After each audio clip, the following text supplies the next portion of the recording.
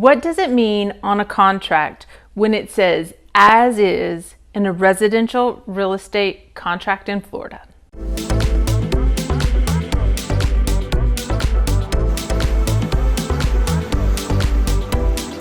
All right, at first glance, an as-is contract might seem like a win for the seller and a gamble for a buyer. However, this may not be the case always. It can really work well for both parties or not so much. However, you need to look at your goals and your priorities, because when someone's using an as-is contract, it's usually with a lot of strategy and thought put behind it. So what is as-is? What is the difference between a regular bar contract and an as-is contract? And really and truly, all it has to do is with the section of repairs. Now, this plays a part in the other sections of the home, but basically what it's saying is you have a right to repairs or you don't. So in a perfect world, when you purchase a new home, you want all of it to be perfect, right? But the truth is a home has so many components that have to come to work together, and some of them are going to be dated. So as a buyer, you would love for there to be a brand new roof. You would love for the HVAC to be working appropriately. You would love for the sink to not be dripping. You would love for there to be no termites, on and on and on. But the truth of the matter is that some people are selling their homes simply because they want to get out of the burden of those home repairs. So the condition that a home is sold in is a part of your real estate contract. It's an important part because it really can add up to a lot of money, a lot of headache, and really and truly the product that you're getting. So read it carefully. In the state of Florida, with a regular bar contract or an as-is contract, every buyer has a right to have the home that they're under contract to purchase inspected by a third-party inspector. And we always encourage you to do this, to do your due diligence. So in a typical contract, a buyer is going to hire a home inspector. They're going to come into the house. They're going to give you a report of what is functioning well and poorly and what maybe isn't working at all. And then you as a buyer and your real estate agent are going to put together a list of repairs, submit it to the seller, and then you have a negotiation of what to prioritize within the amount that you have allotted, the price you have allotted for repairs or negotiated for repairs, or what has to be repaired underneath the Florida contract. So this is what happens in a typical deal. All right, now with an as-is contract, you still have that due diligence inspection period, which is generally 2 weeks, but again is negotiable. And within that 2 weeks, you're still going to send in your home inspector. You're still also capable as a buyer to write a request of repair list to the seller. However, the difference is that seller has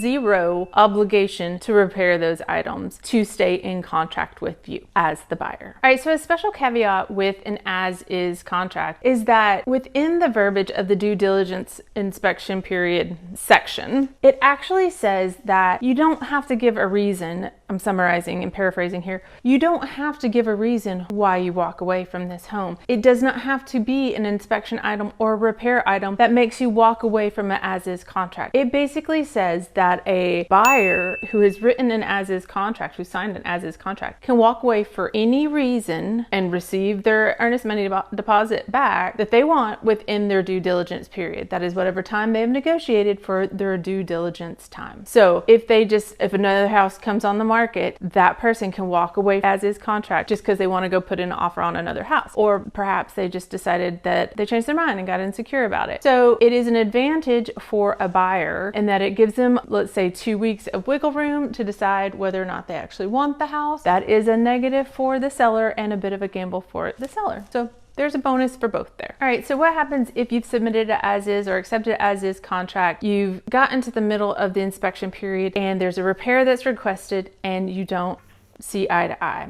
So you have a couple of options. The buyer absolutely can turn around, walk away with written notice that that's what they're doing, and walk away from the deal. They get their EMD money back. All right. You can both move forward. The buyer can say, I still want to buy the house with the as-is condition. Maybe the seller can't repair that item for them. They're under no obligation. Again, contractually, they've still met their end of the bargain. So everybody can still move forward with the contract, with the buyer accepting the repairs that still need to be corrected and they're just going to eat that cost when they get the house. Or you can continue to negotiate. You can renegotiate any terms of the contract until you find something that works for everyone. So as-is contracts can be a really great tool on both sides of the party. You know, if you have a seller that is not financially capable to make a lot of repairs, you can specifically put out there on your listing, I am only accepting as-is offers. You take the gamble of someone walking away. However, it helps you in the long run if you're having trouble financially selling your house. So on the flip side, it's an advantage for buyers because as a buyer, you have a little bit of wiggle room in your contract. We saw this being used a lot in the really hot real estate market when properties were moving so fast that buyers weren't able to walk through a property, and as-is contract was getting used left and right simply for that 2-week or that inspection due diligence period to get them in the house to see it, and then they could just walk away if they didn't like it. So